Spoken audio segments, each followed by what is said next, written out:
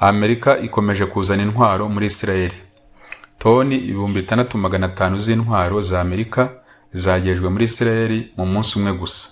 Amato 2 atwara imizigo yageze ku byambo bya Ashdod na Haifa, aho yarazanye ibikoresho by'intambara birimo intwaro n'imodoka z'intambara, kandi indege nazo zikomeje kuzana izindi ntwaro n'ibikoresho by'urugamba. Kuva tariki 28 Gashyantare, Amerika imaze kohereza muri Israel toni zirenga 115,600 z'ibikoresho byifashishwa mu ntambara, bingana n'ingendo z'indege 400 n'ingendo z'amato 10 mu minsi igera kuri 60 gusa. Ubwo ni hafi toni 2,000 buri munsi. Ibi bigaragaza ko iyi ntambara itenda kurangira kuri ubu, kubera ko inzira y'ibiganiro hagati ya Amerika na Iran ikomeje kwanga, bitewe n'uko buri ruhande rutari kwemera ibyifuzo by'urundi kugeza ubu. Ikindi nuko Israel nayo ikomeje gushimangira ko yifuza ko intambara ikomeza, Iran igacibwa intege binyuze mu ntambara, ndetse na gahunda yayo yo gukora intwaro kirimbuzi igahagarikwa. Ni mu gihe ariko mu itangazo riherutse gusohorwa ry'umuyobozi w'ikirenga wa Iran, yavuze ko Iran izakomeza kurinda gahunda yayo ya nucleaire ndetse no gukora misile, ibintu Israel yo idakozwa.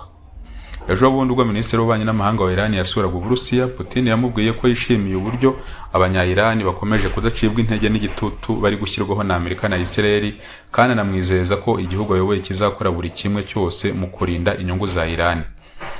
General Dan Ken, umwe mu bayobozi bo hejuru mu ngabo za Amerika akaba n'umujyanama wa Perezida Trump mu bya gisirikare, ubwo yari muri Sena, yemeje ko Uburusiya bufasha Iran mu ntambara, nubwo ateruye ngo avuge ubwoko bw'ubufasha Uburusiya buha Iran. Putin kandi ubwo aherutse kuvugana na Trump kuri telefone, yamuburiye ko gusubukura intambara kuri Iran bizatera ingaruka zikomeye. Ku rundi ruhande, ikinyamakuru Financial Times cyatangaje ko gishingiye ku masoko y'amakuru yacyo yizewe, Israel yohereje mu ibanga systeme ntoya yo gutahura no kurwanya drone yitwa Spectre, igashyirwa muri Emirates Zunze Ubumwe z'Abarabu mu gihe cy'ibitero bya Iran biherutse. Iyo raporo ivuga ko Israel yazanye systeme ya Iron Beam ikoresha laser mu kwirinda ibitero, ibikoresho bya Iron Dome byo kurwanya misile, abasirikare b'inzobere, ndetse no gusangira amakuru y'ubutasi.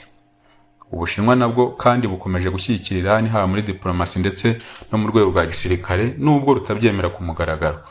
Ubushinwa bufite impamvu zikomeye zo gufasha Iran, kubera ko ari bwo bugura hejuru ya 90% bya peteroli yose ya Iran.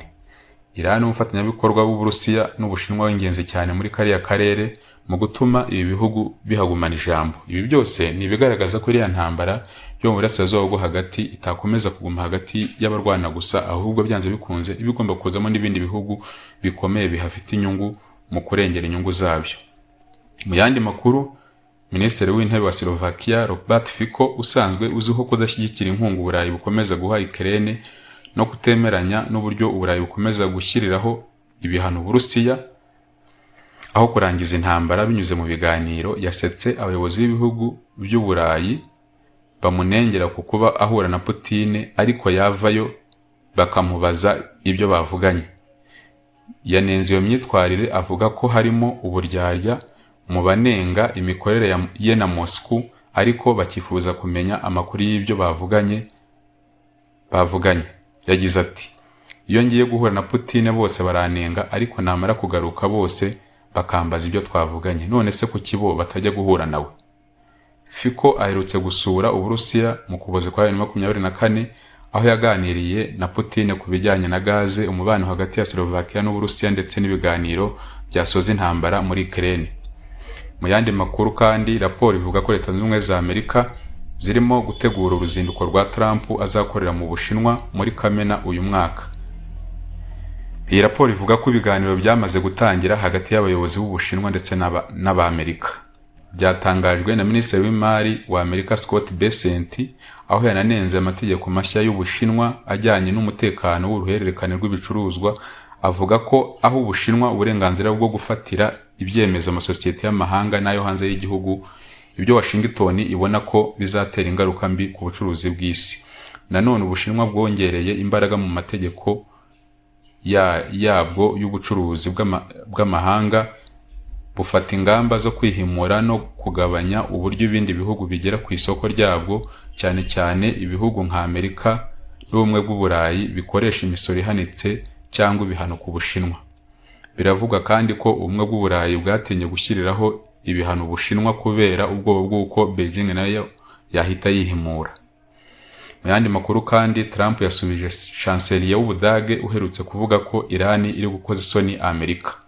Mu butumwa bwe kuri Truth Social, Trump yamusubije ko akwiye kwibanda ku gushaka uburyo intambara muri Ukraine yarangira, kwibanda ku bibazo biri imbere mu gihugu cye harimo ibura rya gaze ndetse n'ikibazo cy'abimukira, akareka guta igihe ku bari gushaka gukuraho ibikangisho bya Iran bijyanye n'intwaro kirimbuzi kugira ngo isi ikomeze kugira amahoro, harimo n'igihugu cye cy'Ubudage.